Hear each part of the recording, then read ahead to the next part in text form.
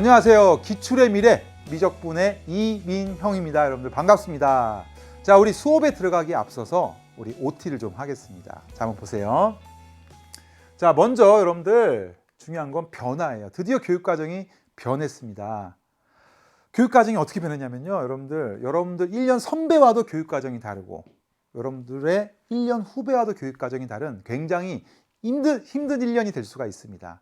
하지만 여러분들 잘 준비한다면 올해 꼭 성공할 수가 있습니다. 그래서 제가 오늘 다시 한번 여러분들한테 개정교육과정 설명해 드리고 그 다음에 수학 가형학습법 설명해 드리고 그 다음에 기출의 미래는 어떻게 해야 되는지 제가 설명해 드리도록 하겠습니다.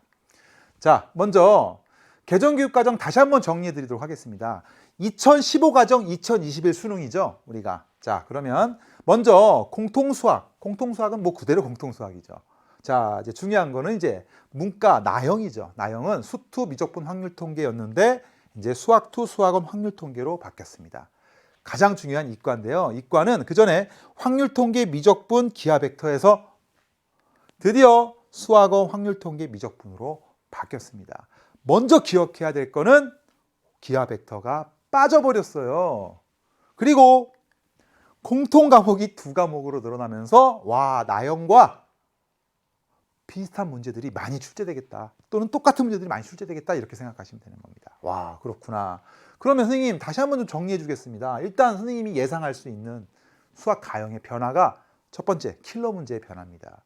우리가 최근 수능에서는 29번, 그 다음에 4점짜리들에서 기하 벡터 문제들 중에서 어려운 문제들이 많이 출제가 됐었습니다. 하지만 기하 벡터가 빠지면서 오직 이과만의 과목인 미적분에서 킬러 문제가 나올 가능성이 높아진 겁니다.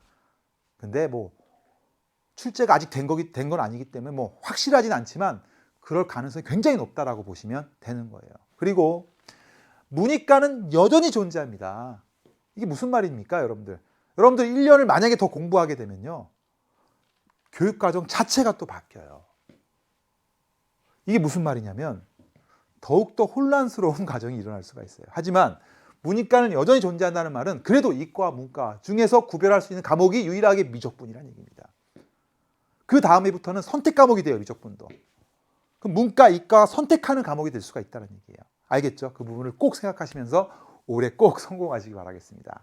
자, 그리고 선생님, 수학 가형은 어떻게 학습해야 됩니까? 제가 항상 학생들한테 강조하고 좋은 결과를 얻은 학생들은 기출문제를 최고의 기본서로 생각하는 사람입니다. 자, 기출문제라고 하는 것을 공부하는 이유가 뭘까요, 여러분들? 단순히 문제 풀기 위해서 그런 게 아닙니다. 기출문제를 풀면 뭘 알 수 있을까요? 매년 출제되는 문제가 무엇이었고 그리고 그 문제를 통해서 내가 어떤 문제가 나오겠구나라는 것을 파악하는 겁니다. 다시 말하면 우리가 수학 공부를 다 할 수는 없어요. 너무 많은 양들이 있어요. 하지만 그중에서 출제되는 문제들 어느 정도는 정해져 있다는 얘기예요. 그런 거를 집중적으로 공부하면 훨씬 더 점수가 잘 나올 수밖에 없습니다. 물론 기출문제 말고 우리가 또 킬러 문제 같은 경우는 새로운 문제들도 나오기도 합니다. 그런 문제를 제외하고는 우리가 어떻게 해야 된다? 일단은 반복해서 기계적으로 풀 정도로 연습을 해야 된다. 그게 바로 기출문제다라는 얘기입니다. 자, 그리고 여러분들 나의 약점을 분석해야 됩니다. 내가 도대체 어디가 약한지, 수원이 약한지, 확통이 약한지, 미적분이 약한지, 미적분의 미분이 약한지 이런 부분들을 기출문제를 통해서 여러분들이 분석해내야 됩니다. 그리고 제가 항상 강조하는 게 뭐냐면요. 수학 가형의 키포인트가 뭘까요? 정확성과 스피드입니다, 여러분들. 자, 제가 이런 말씀을 드리는 이유가 뭐냐면요, 여러분들. 우리가 수능 만점을 맞기 위해서는 물론 이제 킬러 문제들을 푸는 게 중요합니다. 하지만 여러분들, 킬러 문제라고 하는 것은 항상 푼다고 보장할 수가 없어요. 난이도가 어떻게 나올지 몰라요. 하지만 우리가 기본적인 2점짜리, 3점짜리, 4점짜리 예를 들어 준킬러까지라고 부릅니다. 보통 킬러 문제 두세 문제를 제외하고 나머지 문제들을 얼마나 정확하게 빠르게 푸느냐가 나중에 만점까지 갈 수 있는 시간을 확보할 수가 있고요.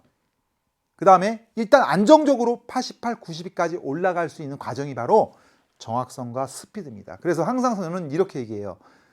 기본적인 문제하고 준킬러까지는 문제를 보자마자 이 문제가 어떤 문제다라는 것까지 정확하게 이해하고 들어가야 된다고 합니다. 빠른 시간 안에.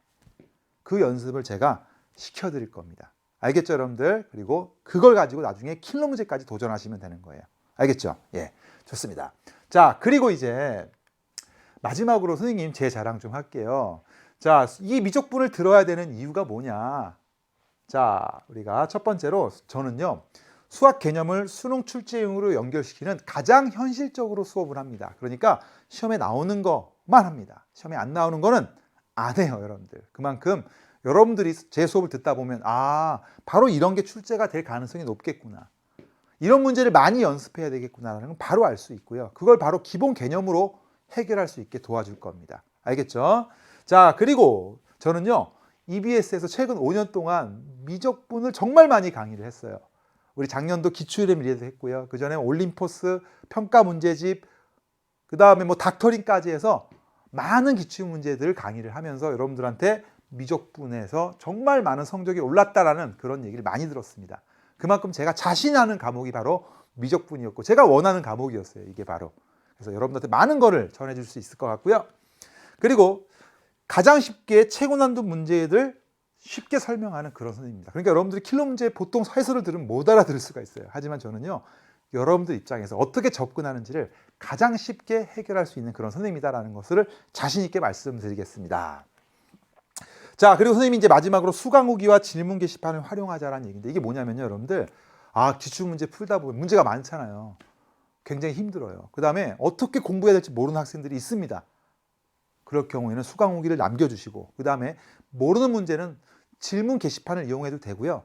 그냥 간단한 질문 같은 경우 그 다음에 정 안 되겠다라고 하는 문제들은 수강후기를 통해서 저한테 질문하시면 제가 할 수 있는 방법을 다 동원해서 여러분들한테 답을 해드리도록 하겠습니다. 자, 여러분들 어때요? EBS에서 이 미적분 기출의 미래 여러분들 올해 1년 동안 저를 믿고 따라올 수 있겠죠. 우리 다 같이 우리 화이팅 하면서 우리 마무리하도록 하겠습니다. 우리 1강에서 보겠습니다. 다 같이 화이팅!